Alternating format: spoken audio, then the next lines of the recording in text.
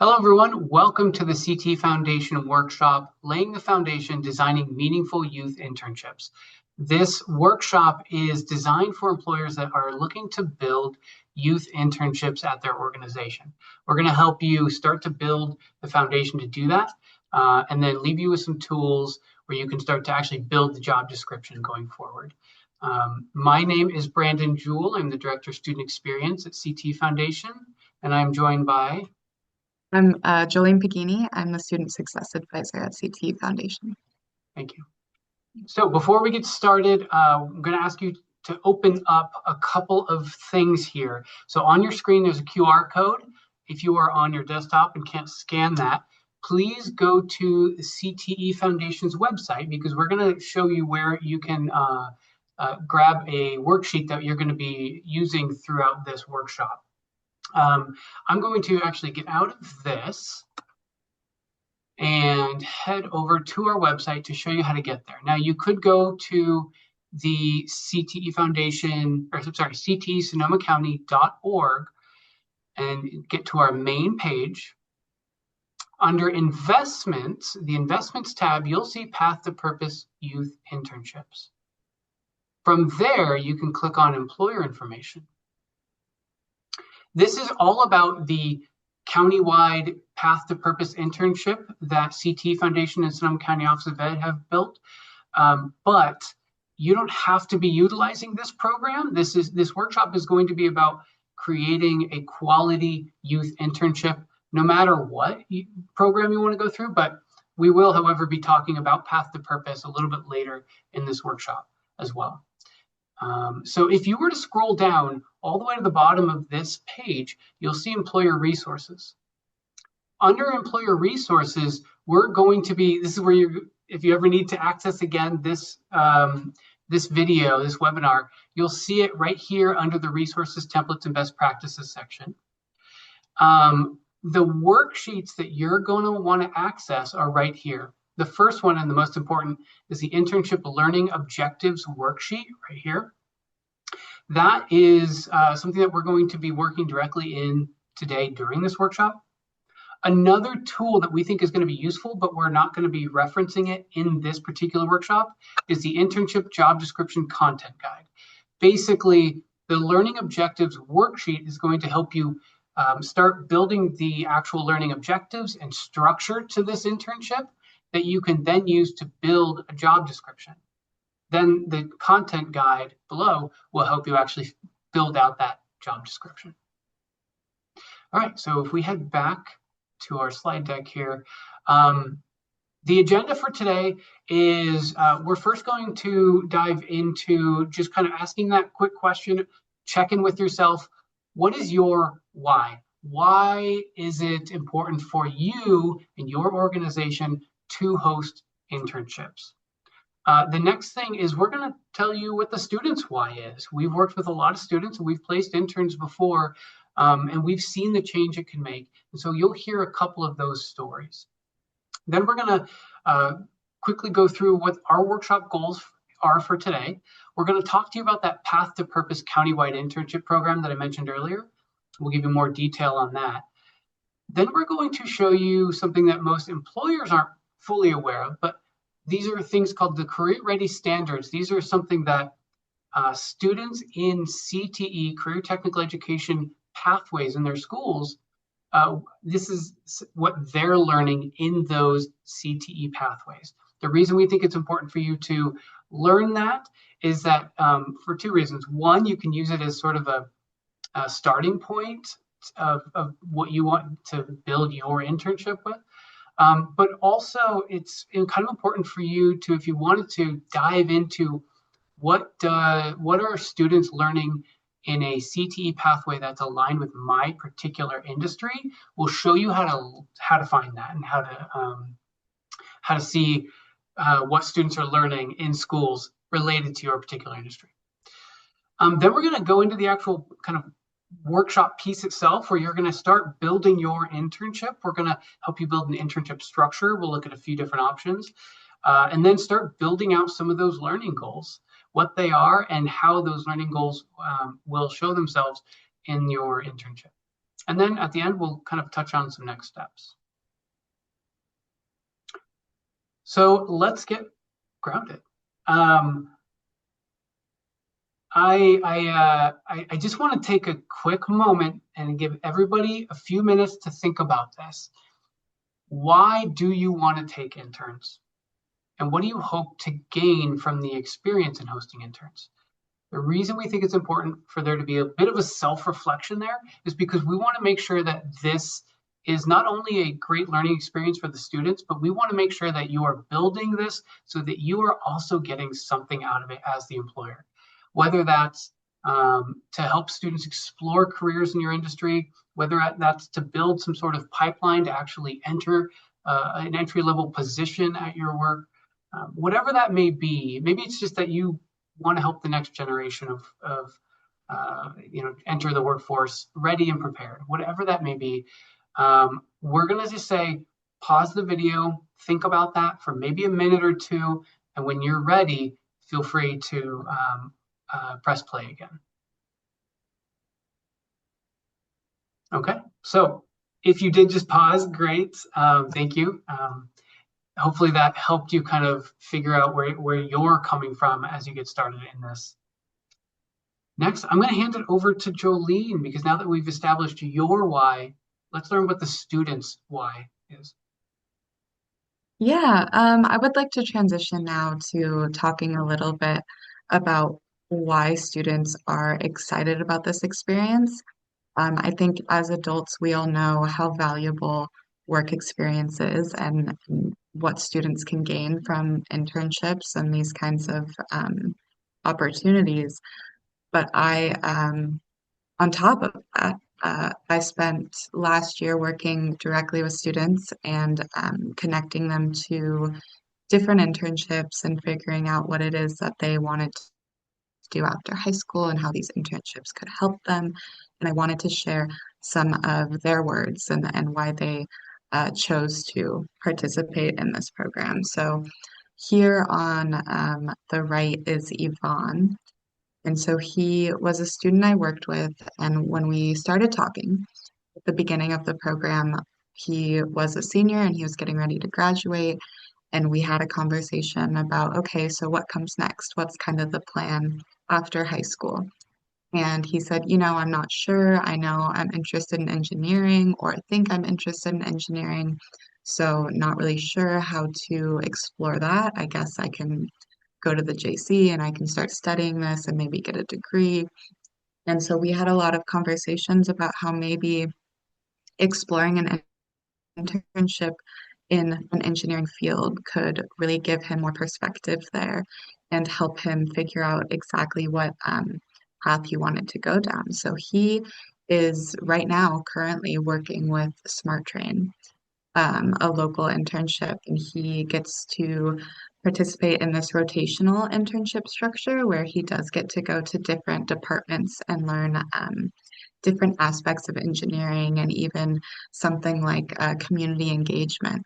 And so he does get to kind of decide for himself what he's interested in and also what he's not, which will help, in his college career as a path that he goes down there. And then on the left, this is a group picture. This was a field trip we took to Medic Ambulance. But in the middle is Kayla, and she was another student that I worked with who knew already that she really wanted to go into the medical field, the healthcare field, and was excited and passionate about it. And she was participating in programs to kind of give her that edge, but she knew that she was entering into a very competitive industry. And she knows how important that experience and having that resume built would be for her to stand out. So she applied for the internship with Medic Ambulance and she ended up getting it. And what's actually really great about Kayla is we found out a little bit ago that her internship has ended with Medic, but they actually offered her a full-time job now where she gets to continue working there throughout her career and they can help connect her to programs if she decides working at Medic Ambulance would be a long-term goal for her. And I think overall, the most important thing we can kind of gain from this is that um, internships are important for a lot of reasons, and having this career development is important, and building your resume is important, but also the self-confidence that students are getting from internship experiences and kind of breaking down that wall of, I belong here, I belong in the workforce, I can contribute to a company, even if I don't have a really long resume or a really long list of skills already. So both of these students are really excited to keep working there and keep exploring their future. If you wanted to add anything, Brandon.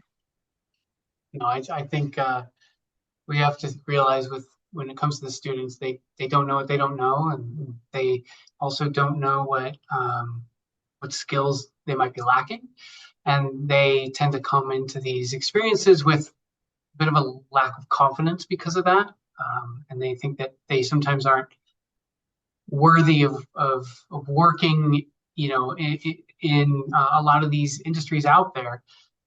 They see sort of, well, I haven't taken several of those first steps of maybe working at a retail store or a coffee shop or something. And I think internships are a great way to let them take a step into those industries that they wouldn't think otherwise possible, and give them the skills and the confidence needed to then just keep going with that. That's why I think internships are so critically important.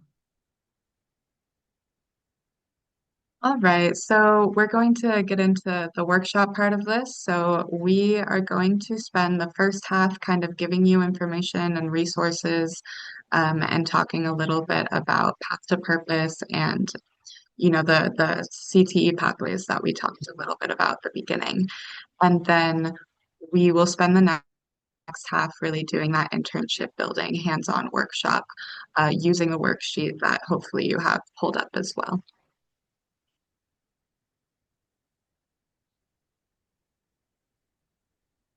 Great. So let's start talking about path to purpose. Again, I want to reiterate, this workshop is designed to help you build a youth internship. It doesn't necessarily need to be a path to purpose internship. But seeing that is sort of the impetus to this workshop, and most of those who are going to be watching this online are likely have already been in communication with us, know about the program, and are probably looking to utilize that program as a way to take these internships. I definitely want to put it out there and tell you about it, and also really encourage you to utilize this program, because if you are looking to take youth internships, this is going to be most likely the easiest way for you to do it, because we've built a structure all around it, and it is completely fully supported, both in the students and employer side. So I will take a quick step back and tell you why we created Path to Purpose.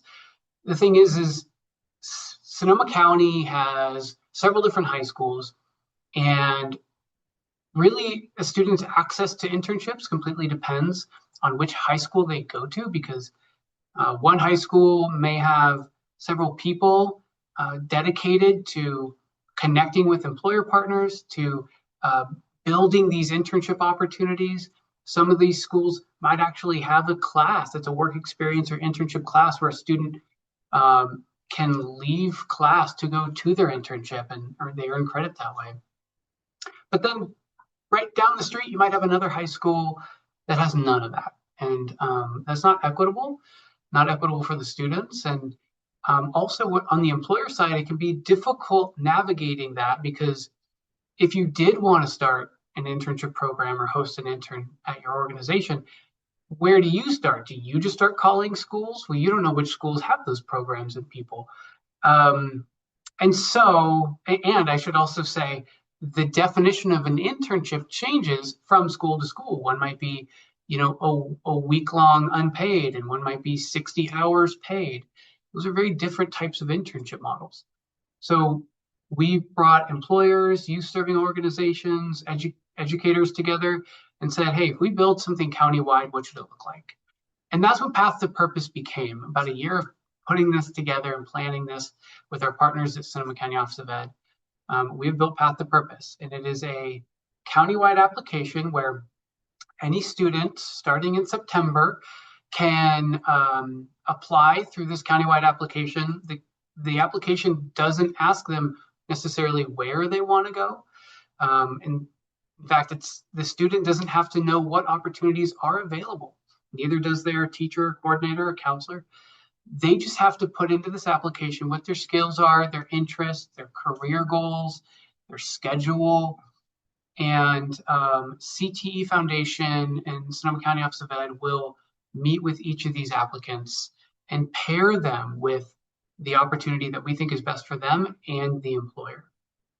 And so where it says our team handles the heavy lifting, I definitely mean that piece is one of the big heavy lifting. But we're also here to support the employer through things like, getting fingerprinted and background checked for that direct supervisor, dealing with liability concerns, which can change whether this is a paid internship or an unpaid internship, or if it's at a for-profit or a nonprofit. We can help navigate all of that. The internships themselves start in the spring semester. So they can start somewhere around January, February, end somewhere around April or May. But through the Path to Purpose program, it's a minimum of 40 hours.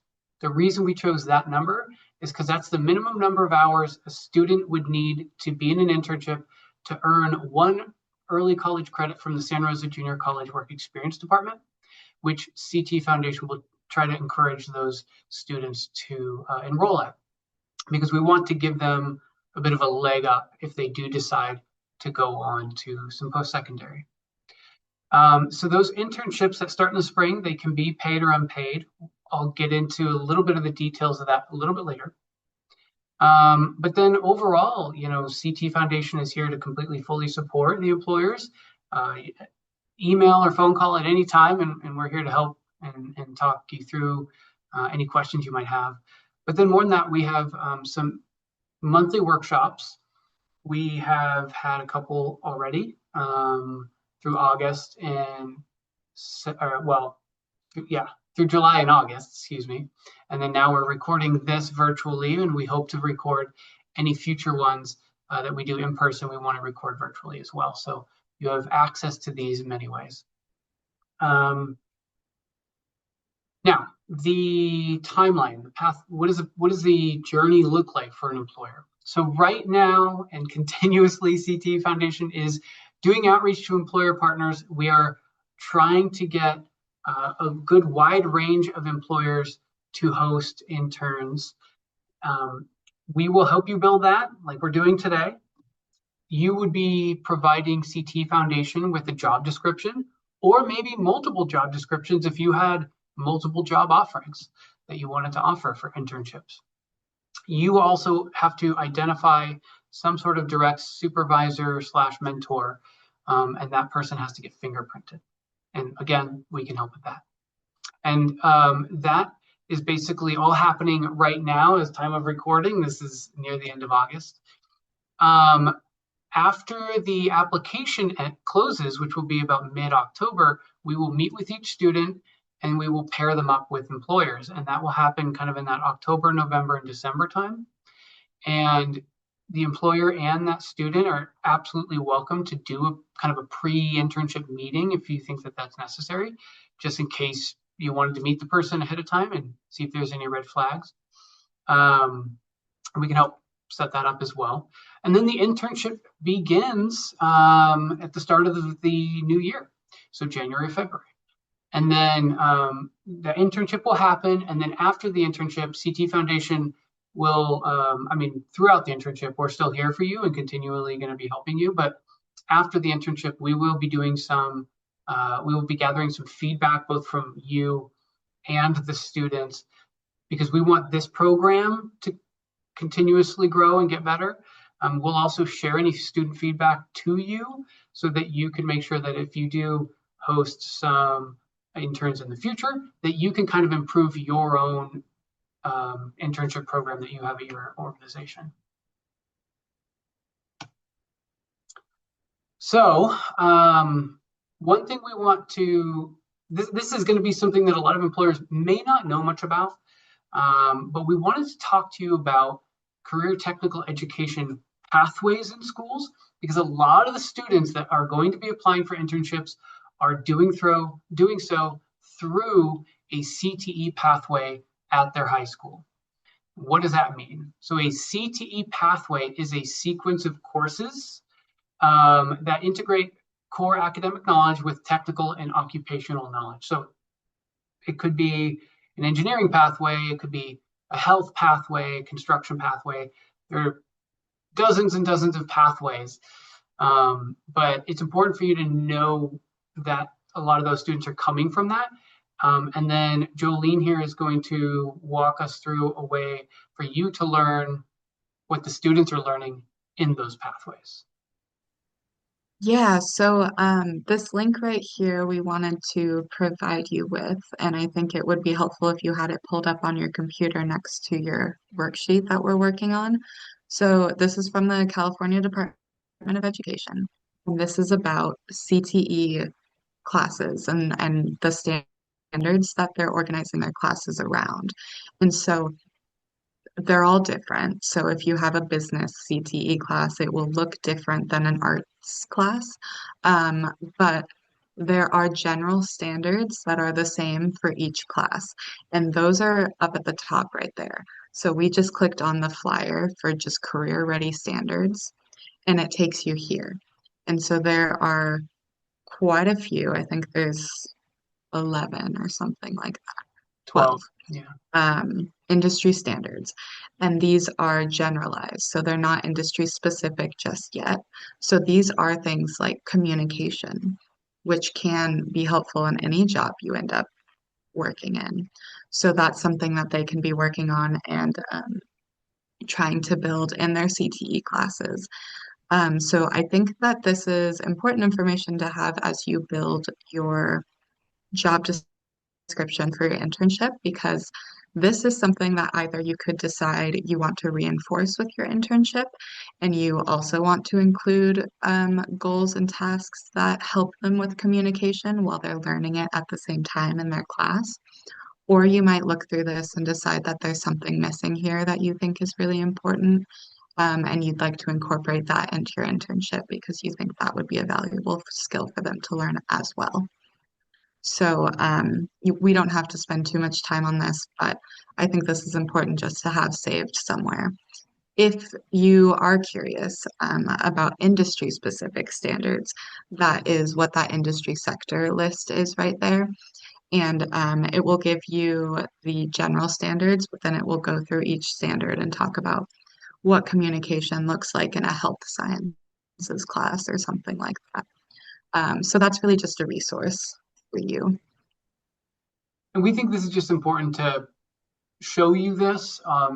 By no means do you have to design your internship around the standards that the schools are teaching, but we think it's important to know when you are dealing with youth that are coming from high school, what are they learning in schools? So what are the just kind of general standards? I think the general career ready standards are a great place to start when just kind of thinking, okay, what kind of goals should I have? Jolene uses the example of communication. It's like, oh yeah, communication is a really big thing. Let's dive into that. How does our organization look at communication? And if you wanted to learn the industry sector specifically, you can dive into that down here.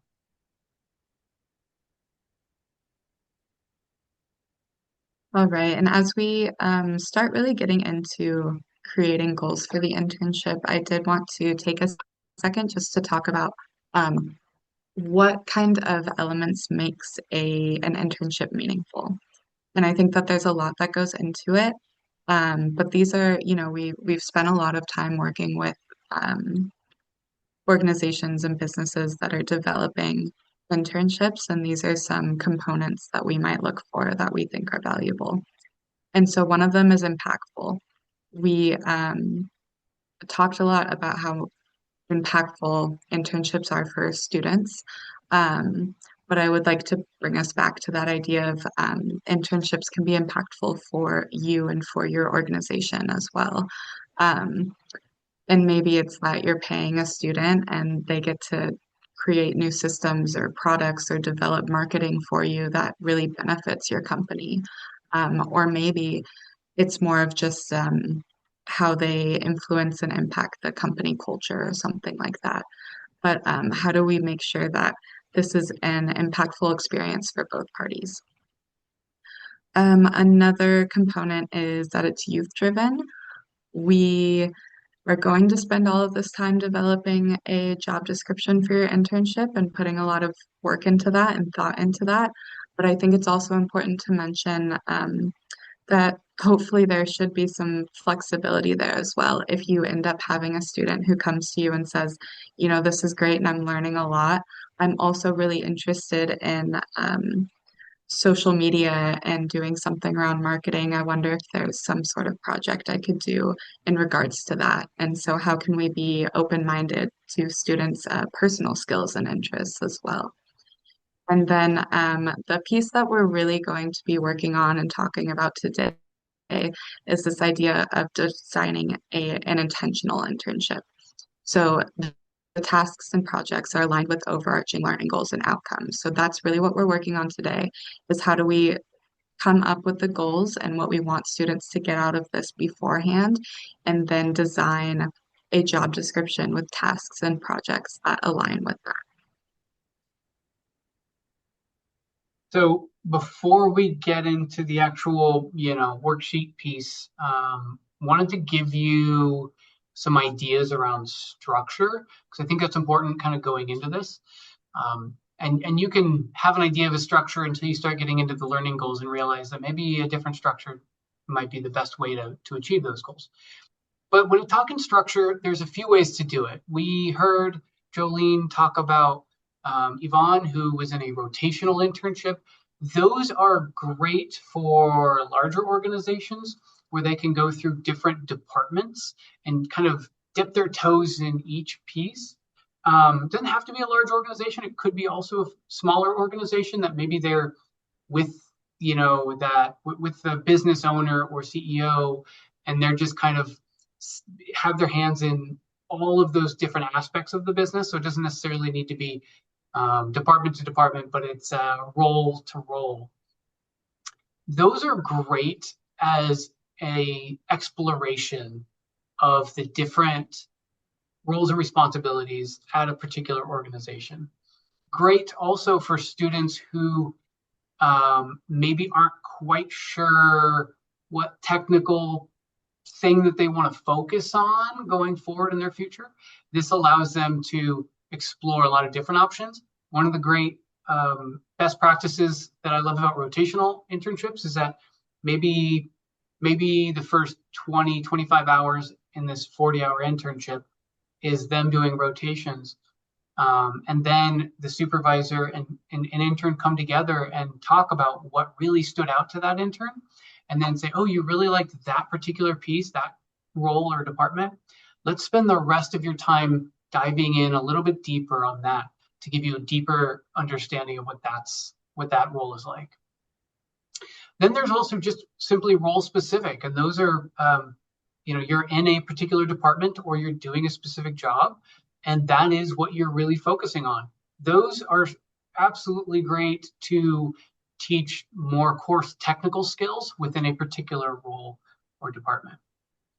And then the other one is something that a lot of people don't really think about, but this is something that's like project-based. Maybe you at your organization have something that you wanted to do, but it's been on the back burner and you just didn't have the time or capability to do. Maybe bringing in some fresh ideas, 1 or 2 interns to take on this project might be great. Also think about how you can utilize a 16, 17, 18-year-olds mind with their particular age and maybe lack of experience. How can you use that as a benefit? Example could be maybe your organization really would love to connect with the younger generation, but just don't know how or haven't really broken through. Bringing on 1, 2, or 3 folks that are in that demographic to tell you about how they learn about things, what websites or social medias or whatever else that they might use to to gain information. Maybe they can help build a plan and implement a plan for you to market to that demographic. So project-based are always kind of fun, out of the box thinking, and a way to really see their age and sometimes lack of experience as a benefit. No matter what you choose as far as a structure, you're going to have to decide whether this is paid or an unpaid internship. We are highly recommending paid if at all possible for several reasons. One, and the most important, is that it's the most equitable thing for the student. Some students may be interested in exploring a career, but they have to earn money because maybe they have to have a job to help their family. And so offering a paid internship might allow them to do that, whereas some students might not be able to take an unpaid internship. Also, it's a way to show the intern that you do value them, and you might get some great quality work from that. The thing to think about, though, is whether you're paying or not paying, it determines what kind of work they can do. A paid intern is on your books. They're kind of a temporary employee. And so they are able to do any meaningful work that needs to be done, which we think is the best way for them to learn, is for them to do that meaningful work and get some hands-on learning. An unpaid internship, however, in a for-profit company, cannot do meaningful work. You can't do work that displaces the work of a paid employee. So they are more like job shadowing for that time. They're watching people do the work and maybe being talked to and learning about it, but they're not doing it themselves. The one difference, though, is that a nonprofit can take an unpaid intern and that intern can do some meaningful work, similar to the way a nonprofit might utilize volunteers to do some work. So that is a possibility. So you just have to think about whether you want it paid or unpaid. Again, if you can, paid is best. But if you are looking at unpaid, you really have to think about that structure. If you're a for-profit or nonprofit, legally, there are things they can and cannot do.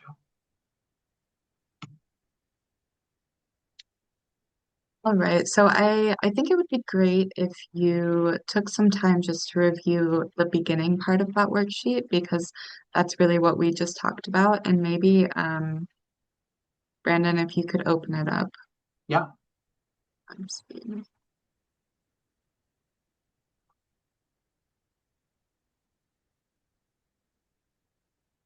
All right, we should have had it open on our computer too. But right at the beginning, it asks you a few questions about your internship, and some of those questions are in regards to the structure. So is it paid or unpaid? Is that something that you know you can do, or is that something you maybe need more information about, need to reach out to us to talk about? So compensation type of internship, that's the structure we just went over, rotational, role specific, project based.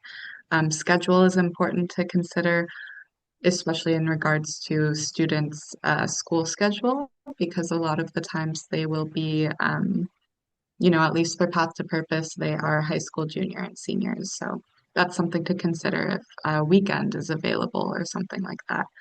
And then supervision or a supervisor is another one. So who will be responsible for taking on the supervision of a minor potentially? And the supervisor, maybe multiple people, right? If it's a different supervisor Mhm. per department. So think about that. Right. Yeah. Though we do recommend it to keep one kind of central person to guide them through it. Right. So maybe we can take some time just to get that filled out, and then we'll go back to the learning goals in the PowerPoint. Sorry, I made you open that. Oh, it's okay. You want me to go back to PowerPoint? Yeah.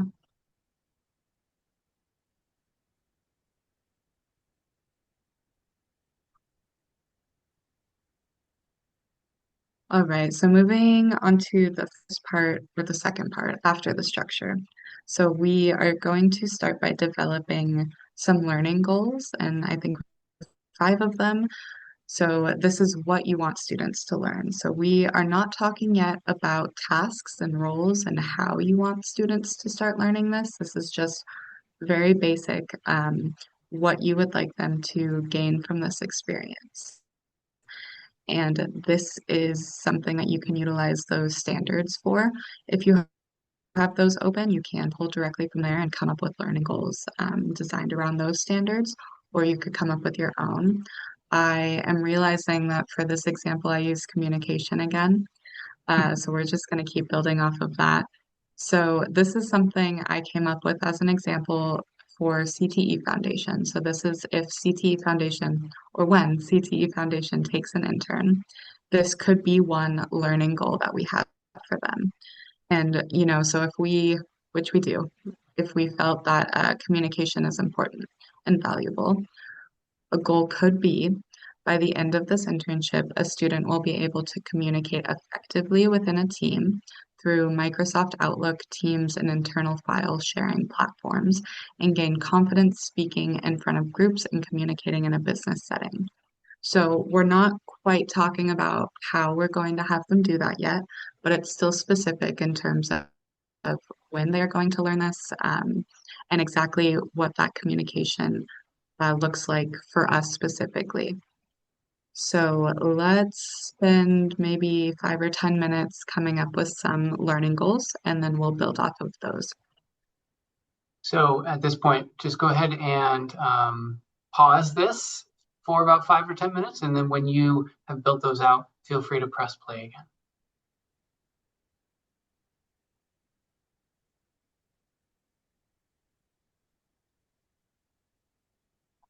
Okay, so hopefully you have your learning goals. We are going to be using those to now create the tasks and projects and roles that can be used to really create a job description ultimately. So how will they learn this?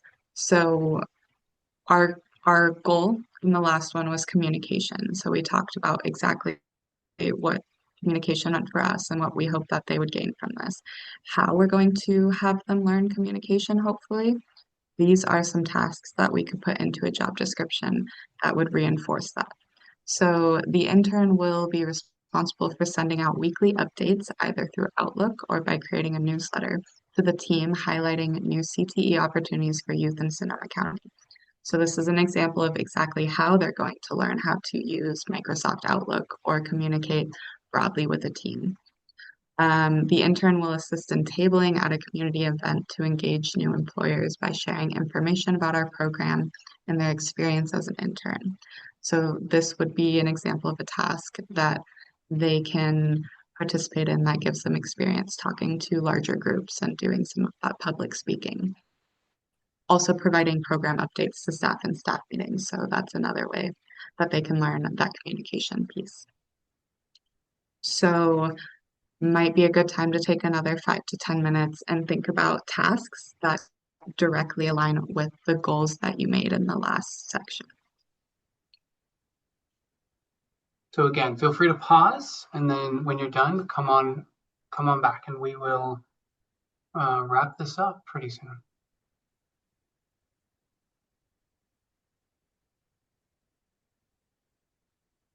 Okay, so assuming that you have gone through that worksheet, you've created your learning goals and some tasks and projects to reach those learning goals, you have the foundation now to build this internship. You can take those, maybe work internally with some other folks if needed, but then you can use those to build a job description. When I had went to our website before, I had showed you that right underneath that worksheet that you clicked on is a internship job description content guide. That is just laying out the content that you may want to consider having in an internship job description. Similar to a regular job description, just slightly different because of the fact that you are dealing with a youth intern. Also, think about that job description not as something that is necessarily going to be out into the public. That job description, it will be shown to a student if we choose to place a student in that role with you. But it's CT Foundation and Sonoma County Office of Ed who are meeting with each of these students. We are also working with all of these job descriptions from all these different employers, and we are making the best connection possible. So think about that job description is really for CT Foundation and Sonoma County Office of Ed folks to really better understand that role, the types of students you might be looking for that internship, and kind of what kind of goals are kind of come out of it for the student. So the next step, once you, well, first, the next step is let us know if you haven't already, if you are interested in hosting an internship through the Path to Purpose program. We are very soon going to be sending out MOUs to the employer partners that did verbally say yes. So by the time you reach out to us, chances are those will be ready and we can fire those off to you. The MOU is basically going to outline the roles and responsibilities on our end, your end, and then kind of inform you of any other, legal things, logistics that you should know. Internally, identify a supervisor or supervisor / mentor. Realize that person that they are mentoring is between the ages of 16 to 18. So the supervisor / mentor needs to be an adult, and somebody who would be responsible enough to supervise somebody of that age. Draft a job description and then send it to us, ideally by September 12th. That can be extended a little bit, but we really want to make sure that by the time we close this application, we have all of the job descriptions that we need so that we can start meeting with students and pairing them up. And then reach out to us for any support along the way, because we're here for you. Looking ahead, we do have some workshops coming up. The July and August Laying the Foundation workshop have already been done. This is the virtual version of that. On September 19th, we will do Effectively Mentoring Gen Z, which is a training for your direct supervisor. We will be covering Inclusive by Design, which is about how to empower young, diverse talent in October. We will be covering logistics and legalities to make sure that you are compliant with everything and all the laws when hiring youth. That will happen in November.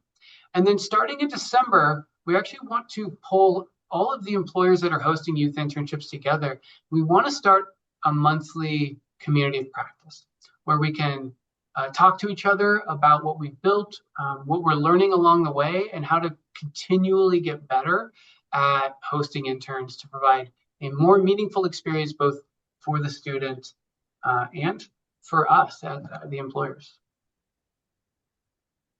The last thing I will ask before we go is if you know of any other employers who you think might want to host a youth intern, please reach out to them and have them connect with us, or reach out to us and we will connect with them. We are going to be continuously looking for new employers, even if it's sort of past the point where we've placed employers or placed interns with employers.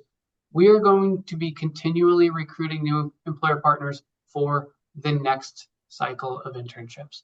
We want this to be something that grows year over year. So please help us grow that employer network. Otherwise, that is all from CT Foundation. Thank you so much for joining. Again, if you need anything, please reach out to us. You can do so through the website at CT Foundation, ctsonomacounty.org, and that Path to Purpose webpage specifically has our contact info. Great. Anything, Jolene, you want to say? I think so. Yeah. Thank you. All right. Thanks, everyone.